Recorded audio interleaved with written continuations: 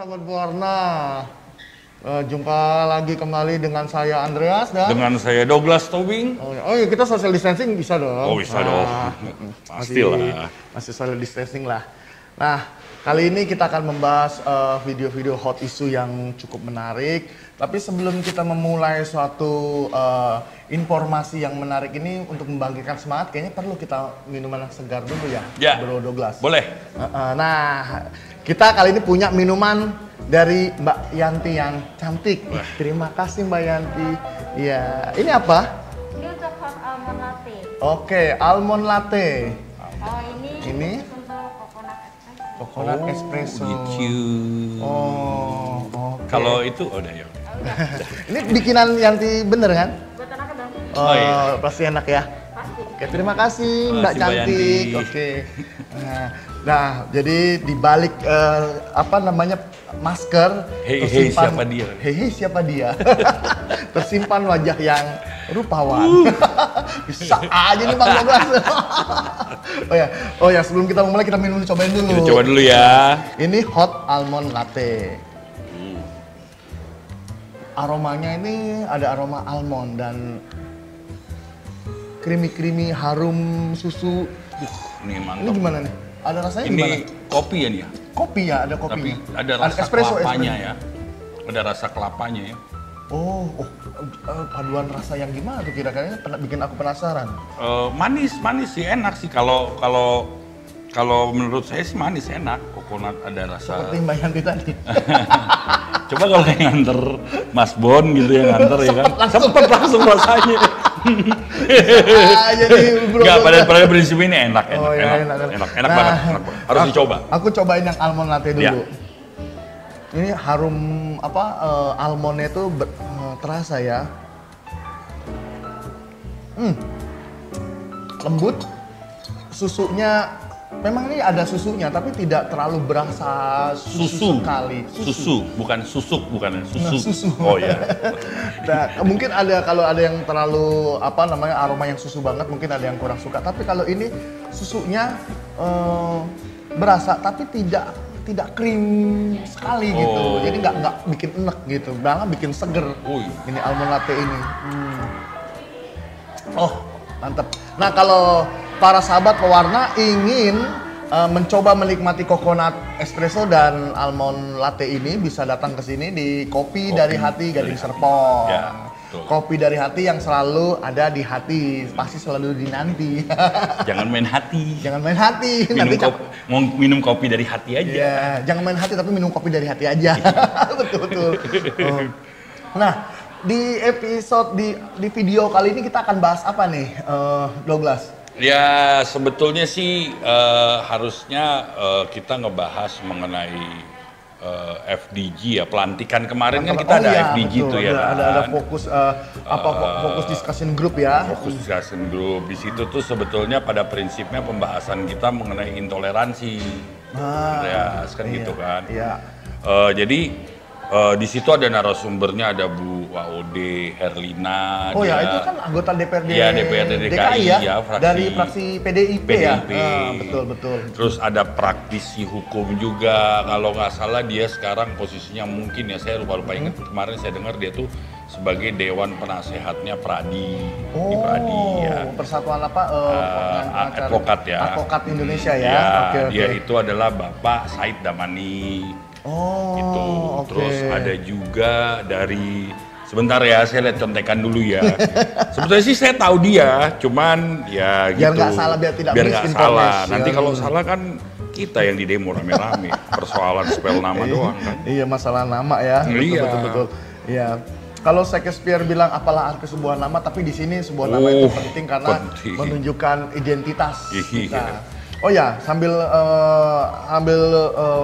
Bung Douglas mencari-cari tadi nama-nama pembicaranya ya. Karena banyak dan kita nggak cukup apal semua. Iya, betul. Saya akan berbicara tentang masalah intoleransi nih. Ya. Kalau tadi kan saya sebutkan bahwa apalah arti sebuah nama. Ternyata nama itu penting karena itu menunjukkan identitas Betul. dan entitas kita. Betul. Demikian juga bangsa Indonesia. Kalau kita dari nama Indonesia seharusnya kan memiliki identitas bangsa ya Iya, kan, yaitu betul. bangsa Indonesia. Sepakat. Nah, sehubungan dengan intoleransi ini, nampaknya bangsa kita ini kalau menurut saya mengalami suatu apakah disebut krisis identitas. Betul. Kalau menurut saya Bisa, gitu. bisa. Nah, sehubungan dengan ini yang akan nanti kita bicarakan tentang pembahasan tentang apa namanya fokus discussion group ini yang berhubungan dengan intoleransi juga ada Iya, ya. iya, Sebagian golongan nampaknya kalau menurut saya sih nampaknya lagi bingung mencari jati diri atau Iya. apa sih gitu. Betul. Kayaknya identitas kita kan seharusnya bangsa Indonesia ya. Bangsa Indonesia yang berbineka tunggal ika Iya. dari bahasa Sanskerta, dari kitab kalau nggak salah kitab Sota Soma. Iya. Kan di situ tertulis ya bineka tunggal ika gitu. Betul. Nah, Jadi kemarin itu kan dari narasumber sempat kita bertanya lah ya. Menurut Setara Institut itu adalah LSM yang memperjuangkan hak asasi manusia. Nah, jadi dia konsen dengan masalah-masalah keagamaan, suku, ras. Waktu 2019 mereka melakukan survei bahwa DKI Jakarta itu adalah kota paling intoleran nomor 2 setelah Jawa Barat. Kota paling intoleran nomor 2 setelah Jawa Barat. Jawa Barat. Berarti ini skop Indonesia Ya, berarti skop ya? Indonesia. Skop Indonesia. Ada 10 kota itu kalau nggak salah. Jadi nanti. pertama Jawa Barat. Ya, saya mengambil itu, saya yakin survei mereka tepat karena saya mengambil kutipan itu di media Indonesia ya, online. Oh, media Indonesia udah online. menuliskan itu. Berarti kita harus tampilkan juga berita nanti, itu. soalnya itu bisa dipertanggungjawabkan secara hukum lah kalau Betul. media Indonesia kan gitu. Ya, kan. betul. Artinya kita aminkan dia punya survei itu ya. Jadi dia mengatakan bahwa DKI Jakarta itu nomor 2 intoleransi dari nomor 1 Jawa Barat. Dari Ada 10 10 kota di Indonesia. 10 besar, ada 10 besar. Yang kota ketiganya Indonesia. saya Wah. tidak dijelaskan. Menurut opini saya itu cukup mengkhawatirkan Ya. mengingat Jakarta merupakan ibu kota Indonesia. Ya. Apa yang terjadi di Jakarta bisa menjadi barometer di kota-kota lainnya. Nah, di dalam FDG kemarin itu sempat saya tanyakan kepada Ibu WAOD, Herlina selaku fraksi PDIP di DPRD ya. Ya, betul. Apa tanggapan beliau? Kalau beliau bertanggapan mengatakan bahwa terjadinya intoleransi itu bisa jadi ya kalau nggak salah tangkap saya pembicaraan dia bahwa katanya itu bisa berhubungan dengan kesejahteraan masyarakat. Oh, Gitu. karena ada beberapa masyarakat yang merasa tidak terlaksananya apa kesejahteraan, pembagian keadilan, kesejahteraan menuju adil dan makmur itu. Betul. Ya. Kadang-kadang saya berpikir apa hubungannya ya? Maksudnya dia mungkin karena adanya ketidaksejahteraan dalam masyarakat, ini dipakaikan menjadi peluang-peluang kepada masyarakat untuk orang-orang tertentu memakaikan manfaat ini. Menjadi alat memprovokasi itu. Jadi itu menurut pandangan dia. Karena kebetulan dia di DPRD itu membawahi bidang kesejahteraan masyarakat. Oh, sesuai dengan bidangnya ya Betul. Ibu WAOD ini Seperti ya, dia kompeten. kesejahteraan masyarakat dan kesehatan. Dia juga mengatakan bahwa contohnya kayak penanggulangan COVID di DKI Jakarta. Gubernur menyatakan bahwa rumah sakit A, B, C ini adalah rumah sakit untuk penanggulangan COVID. Tapi ketika disurvei dan dia sudah nyatakan itu adalah rumah sakit untuk penanggulangan COVID, ketika disurvei belum siap peralatannya. Rumah sakit tersebut. Ya, belum siap, belum ada apa-apanya gitu loh. Itu hanya tagline semata gitu loh. Sehingga masyarakat yang kelas bawah yang kesejahteraannya kurang, ketika dirujuk ke situ, ya akhirnya ditanganinya seadanya gitu loh. Itu menurut narasumber kita, Ibu Akhirnya WAOD. terjadi intoleransi. Betul, akhirnya maksudnya begini, ada kelompok-kelompok tertentu yang menggunakan momen tersebut, ketidaksejahteraan masyarakat itu untuk dipakai ke arah yang jatuhnya ujung-ujungnya ke intoleransi. Gitu loh. Nah, kalau kayak begitu tuh memang kita sebagai pewarta ya, Iya. wartawan wajib untuk Itu peran kita. peran kita wajib Ya, untuk memberitahukan, menginformasikan Ya. bahwa mengajak juga Masyarakat ya, mengedukasi ya. mengedukasi bahwa hati-hati terhadap isu-isu ini. Iya, isu-isu gitu. Dan mengajak juga bahwa peran bersama-sama melawan yang contoh kemarin isu dari Iya, pandemi ini, betul. bahwa tidak hanya melalui peran pemerintah juga, Iya. diperlukan juga peran masyarakat untuk saling bantu-membantu ya kan. Iya, betul. Bukankah asas kita kan terkenal bangsa Indonesia itu dengan gotong royong, Gotong ya kan? royong, iya. Bukan pakai asas-asas yang lain dari ideologi di luar sana. itu. Asas nggak jelas, asas apalah gitu. Harusnya gotong royong ya. Iya. Ekonomi yang bergotong royong. Betul. Wah, betul. Iya.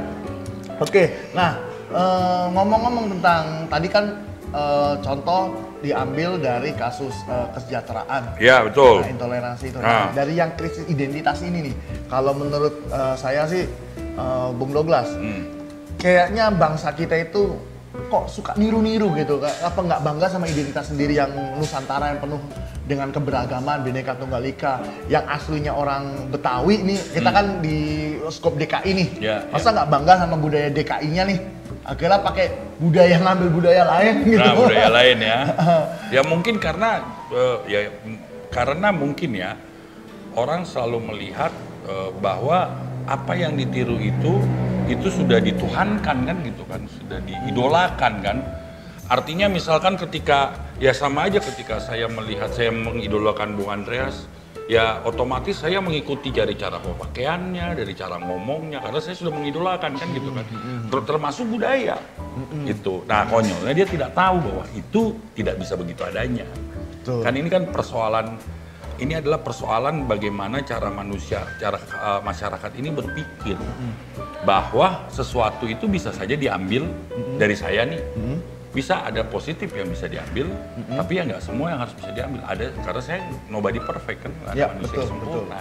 Harusnya kita sebagai manusia, sebagai masyarakat juga Iya, harus bersikap betul. kritis juga Iya. ya, logis, kritis, dan Iya. segala sesuatu yang masuk kita cerna dulu nih. Nah. Apakah itu baik? Apakah itu bermanfaat? Kan bukan semua segala sesuatu itu baik buat kita. Iya, betul. Segala sesuatu boleh memang dibolehkan Iya. untuk kita terima, tapi apakah yang kita terima itu baik buat kita? Iya, betul. Dan yang baik itu apakah benar-benar bermanfaat Iya. dan berguna? Iya. Jadi segala sesuatu bisa kita terima, tapi apakah segala sesuatu itu baik?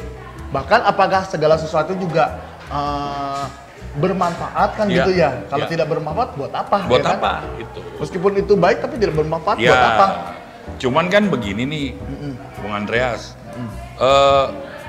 kita ini kan sebetulnya bukanlah narasumber, memang kita sadari. Artinya sebetulnya ini kapasitas narasumber yang nanti nextnya bisa kita panggil. Betul. Di video-video selanjutnya kita akan video-video coba selanjutnya. undang narasumber untuk berbicara sesuai dengan headline yang akan itu. kita ini. Kalau ini kan kita membahas tentang FDG. Ya, pelantikan FDG kemarin nanti, ya. pelantikan Nah, kemarin. artinya memang kapasitas kami berbicara ini bukanlah dari keilmuan kami sebagai di bidang itu, tapi artinya ini adalah pembuka nanti kita untuk kita mereview gitu. yang nantinya sebagai pembuka kita ke video-video Iya, selanjutnya, itu. bahwa kita akan straight tetap membahas sesuai dengan visi misinya pewarna Indonesia. Mungkin nanti ya kita nggak tahu juga ya. Kalau kita membahas intoleransi, kita bisa mengundang Setara Institut itu sendiri. Betul, Kan betul. gitu ya kan. Endardi itu ketuanya bisa kita undang. Oh, sangat cakep sekali. nanti Kalau perlu kita syuting di tempatnya dia. Wah. Kantornya di Ben Hill kalau nggak salah. Tuh. Karena saya tergelitik dengan naskah yang tadi saya bilang tadi yang di media Betul. Indonesia itu. Dia bisa menyimpulkan itu kenapa kan gitu kan. Sekarang yang lagi hot ini akhir-akhir ini masalah intoleransi nih, ya kan? Gak menutup kemungkinan kita ke tempat kantornya Bu Waode ya. Bisa saja. Kenapa kita enggak? kita ajak diskusi Bisa mungkin saja. supaya nggak hanya kemarin diskusi itu nggak ngono-ngono tok. Iya. Seperti yang saya Iya. bilang di video sebelumnya, bahwa pewarna DKI itu tidak ngono-ngono tok. Dan Holland Hatta. Dan Holland Hatta. Itu maksudnya. Itu Iya. cakep. Ya kan? Cakep Bang Doblas.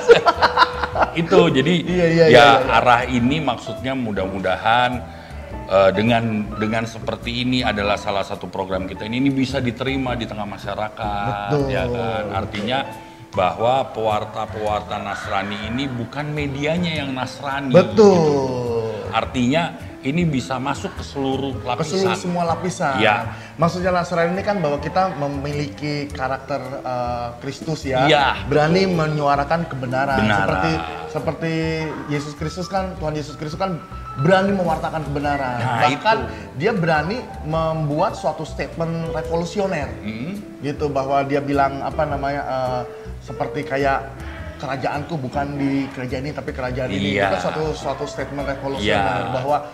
bahwa dia juga bisa ngomong tentang mata uang Iya. siapa ini, ada gambarnya siapa, gambarnya Betul. Kaisar, berarti mengajak masyarakat untuk taat patuh kepada Ya. pemerintah, ya kan? Memang sih dari kedisiplinan ilmu kita bukan teologi ya, Betul. tapi jelas dikatakan apa yang seperti tadi dibilang Bung Andreas tadi, dan jelas juga dikatakan di dalam Alkitab dari semua hukum yang ada adalah hukum kasih. Ya. kan simple kan. Karena kita mengasihi, kita juga harus menyuarakan kebenaran. Kebenaran, artinya mengasihi itu bukan berarti kita benar tapi dipersalahkan kita diam. Tidak.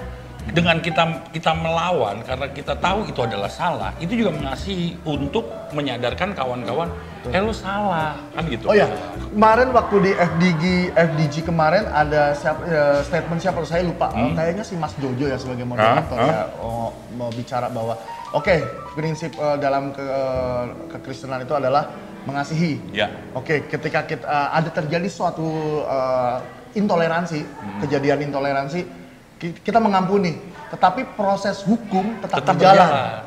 Nah, jadi pemirsa sahabat pewarna mesti tahu ya, mesti dibedakan bahwa mengasihi dan proses hukum itu suatu hal yang itu domainnya terpisah. Sesuatu yang berbeda. Tapi berbeda. kita mengasihi, kita mengampuni yang bersalah kepada kami. Ya. Tapi karena kita hidup di dalam negara kesatuan Republik Indonesia yang berlandaskan hukum Undang-Undang Dasar 45 dan memiliki ada beberapa di pasal-pasal di KUHP juga, betul.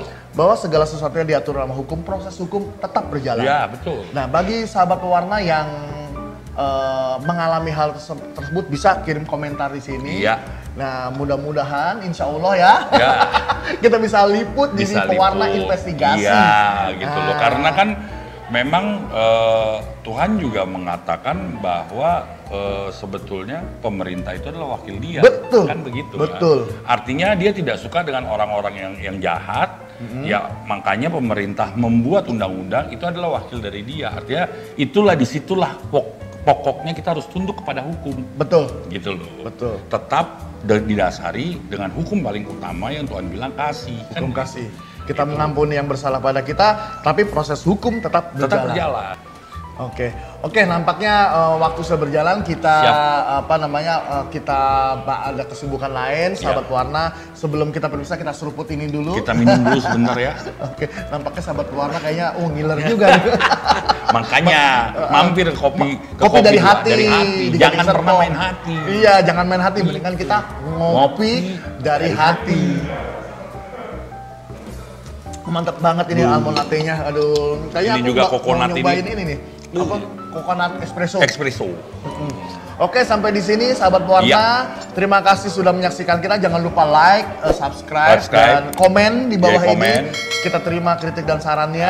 Mampir dan juga ke masukan. Facebook, Facebook Instagram, juga, dan Instagram karena kita juga. di Facebook, Twitter itu ada link-link berita-berita dari kawan-kawan yang sudah naikin berita apapun itu beritanya, itu bisa dilihat di Facebook. Siapa Ya, tahu betul. sahabat pewarna mau tahu ini siapa sih media-medianya? Ya, media-media di bawah naungan pewarna siapa kan itu aja kan. sih? Nah, Betul. jadi kan bisa lihat di situ, oh ada media ini, di situ ada faktual, ada Uniting Indonesia, ada Gaharu, ada macam lah, nanti bisa dilihat lah di situ. Betul. Jadi artinya bisa dilihat, bukan hanya lihat aja tapi diklik kan gitu kan. Diklik, betul. Diklik, like, share, dan subscribe. gitu. YouTube di-subscribe kan gitu YouTube kan. di-subscribe supaya Karena- dapat notifikasi info-info terbaru. Iya, karena subscribe kalian lah yang menentukan bahwa Gimana eksistensi pewarna? itulah kira-kira ya Kita bos ya. butuh dukungan kalian. Iya, begitu ya. Oke, terima kasih. Jadi terima kasih sahabat pewarna. Iya. Nah, pewarna DKI maju dalam berkarya. Sampai jumpa. Sampai jumpa.